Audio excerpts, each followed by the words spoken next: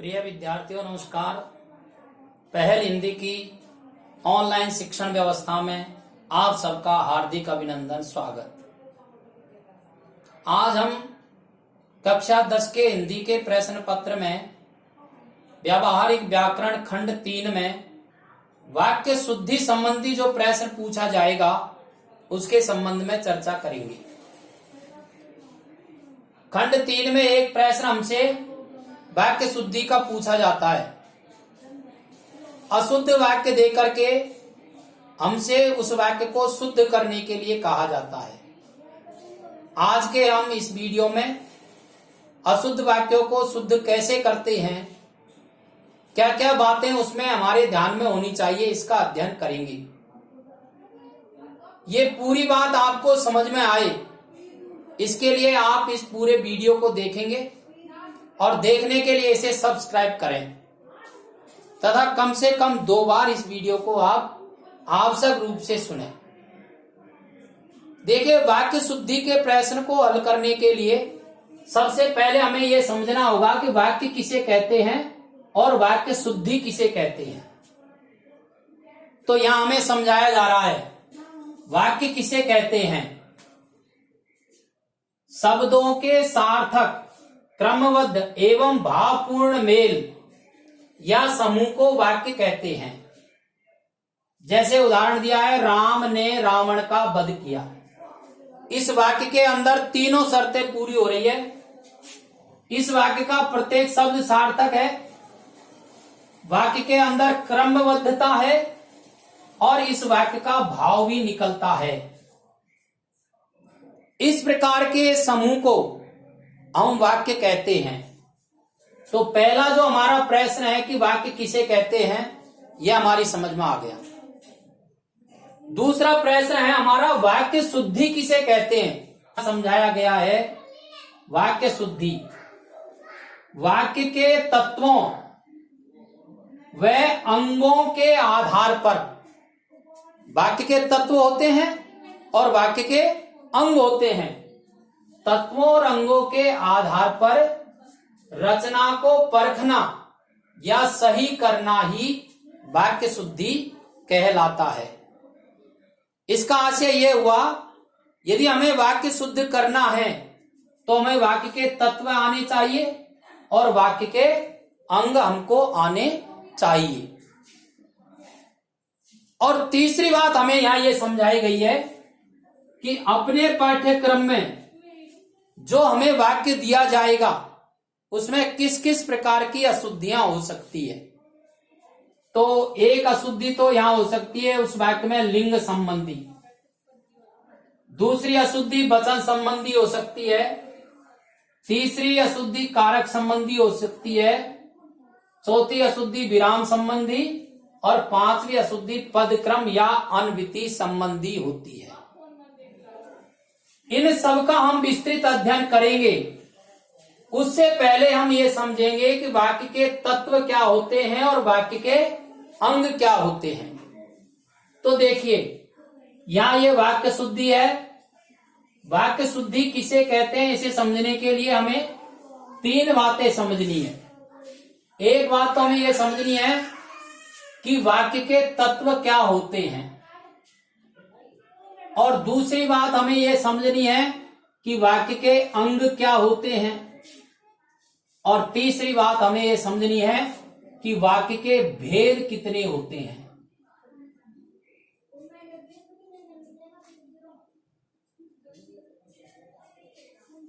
तो हमारी हिंदी की व्याकरण में और वाक्य के 6 तत्वों का वर्णन किया गया है। पहला तत्व है सार्थकता,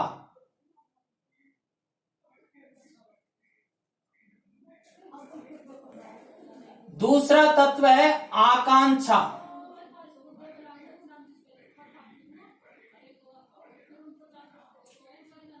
आकांक्षा का एक अर्थ उत्कंठा भी है,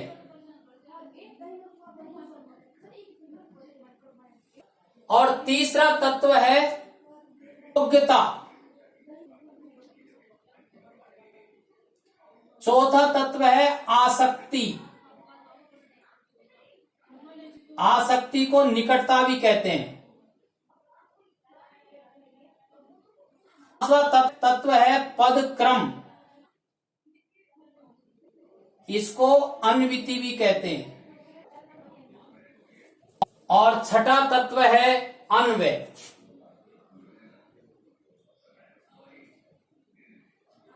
वाक्य शुद्धि के लिए हम वाक्य को पढ़ते ही सबसे पहले ये तय करें कि ये 6 तत्व वाक्य के पूर्ण है या नहीं है। यदि किसी तत्व की अपूर्णता है तो वह वाक्य अशुद्ध माना जाएगा। इसी प्रकार से वाक्य के अंग कितने होते हैं? तो वाक्य के 2 अंग बताए गए हैं। एक होता है उद्देश्य और एक होता है विधेय। ऐसे यहां वाक्य के 2 अंग बताए गए हैं। और तीसरा है वाक्य के भेद। तो वाक्य के भेद 2 आधारों पर बताए गए हैं। एक वाक्य का भेद है रचना के आधार पर,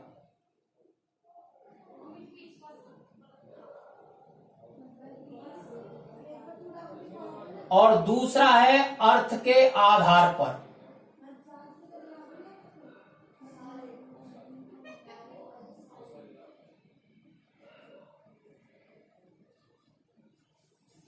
अब हम वाक्यों के तत्वों का विस्तृत अध्ययन कर लेते हैं। सार्थकता से क्या तात्पर्य है? सार्थकता यानी होता है वाक्य का प्रत्येक शब्द सार्थक होना चाहिए। इस उदाहरण में राम ने रावण का वध किया, इसमें प्रत्येक शब्द का अर्थ निकल रहा है। अर्थात इस वाक्य के अंदर वाक्य का जो पहला तत्व है सार्थकता, इसकी पूर्णता है। इसलिए सार्थकता की दृष्टि से यह वाक्य शुद्ध वाक्य है। दूसरा है आकांक्षा। आकांक्षा यानी उत्कंठा। वाक्य को पढ़ने के बाद हमारे मन में कोई उत्कंठा नहीं रहनी चाहिए। उत्कंठा कैसे रहती है देखिए, एक वाक्य है जयपुर जाएगा।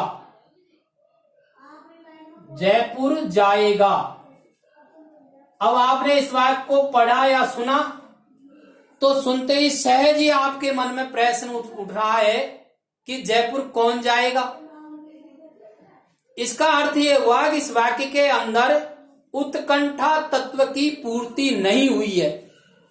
यदि इस वाक्य में वह या किसी व्यक्ति का नाम यहां लिख दिया जाता तो उत्कंठा तत्व की पूर्ति हो जाती और यह वाक्य हमारा शुद्ध हो जाता।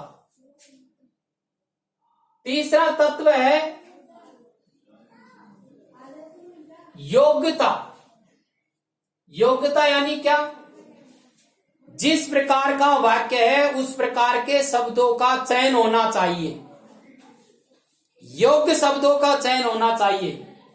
देखिए योग्य शब्दों का चयन कैसे होता है। एक वाक्य है रामू ने दवात से लिखा। दवात से लिखा। अब आप यहां देखिए, लिखने का कार्य दवात से होता है क्या?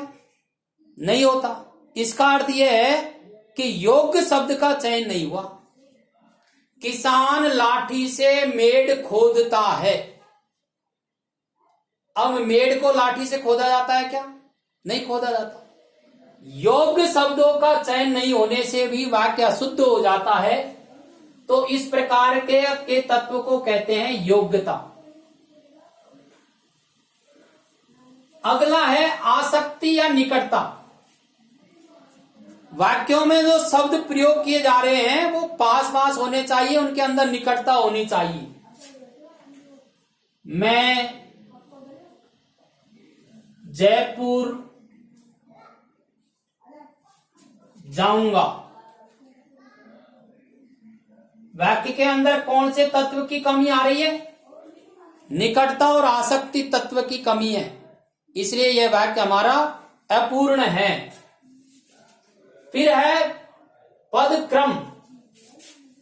वाक्यों का क्रम ठीक होना चाहिए। देखिए एक उदाहरण है, केले को अच्छा पका खरीदना चाहिए। इस वाक्य के अंदर क्या कमी है? वाक्य का क्रम ठीक नहीं है। क्या होना चाहिए? अच्छा पका केला खरीदना चाहिए। तो वाक्य का यह पांचवा जो तत्व है पदक्रम, उसकी पूर्णता होनी चाहिए। और अंतिम जो है वाक्य का तत्व वह है अन्वय। अन्वय यानी लिंग, वचन, कारक, काल और पुरुष के अनुरूप ही क्रिया का प्रयोग होना चाहिए। लड़का खेलते हैं।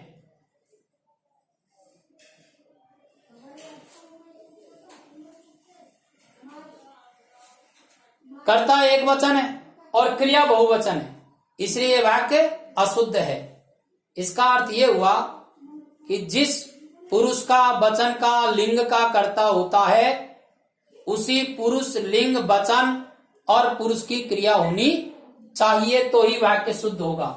इस प्रकार वाक्य के ये 6 तत्व यदि पूर्ण हैं तो वह वाक्य हमारा शुद्ध वाक्य होता है। किसी भी वाक्य को शुद्ध करने के लिए पहला काम हमको ये करना है कि हमें वाक्य के ये 6 तत्व देखने हैं। उसके बाद 2 तत्व अंग और हैं, उद्देश्य और विधेय। उद्देश्य कहते हैं वाक्य के कर्ता को, ये उद्देश्य होता है, और कर्ता को छोड़कर के शेष वाक्य जो बच जाए वह विधेय है। अर्थात यदि कोई वाक्य पूर्ण है तो उसके अंदर उद्देश्य और विधेय दोनों का होना आवश्यक है। कर्ता और कर्ता के साथ कर्म और क्रिया इसका होना आवश्यक है, तो ही वह वाक्य पूर्ण माना जाएगा। और तीसरी बात है वाक्य के भेद। तो रचना के आधार पर और अर्थ के आधार पर ऐसे वाक्यों के 2 भेद यहां किए गए हैं। इस प्रकार आज के इस वीडियो में हमने वाक्य को कैसे शुद्ध किया जाता है या क्या क्या चीजें वाक्य के अंदर देखनी होती है इसका अध्ययन किया है। अब हम आगे के वीडियो में यह सीखेंगे कि जो लिंग, वचन, कारक, विराम, पदक्रम, अन्विति संबंधी अशुद्धि आती है उनको हम कैसे दूर करेंगे। तो यह बात हम आगे के वीडियो में सीखेंगे। धन्यवाद।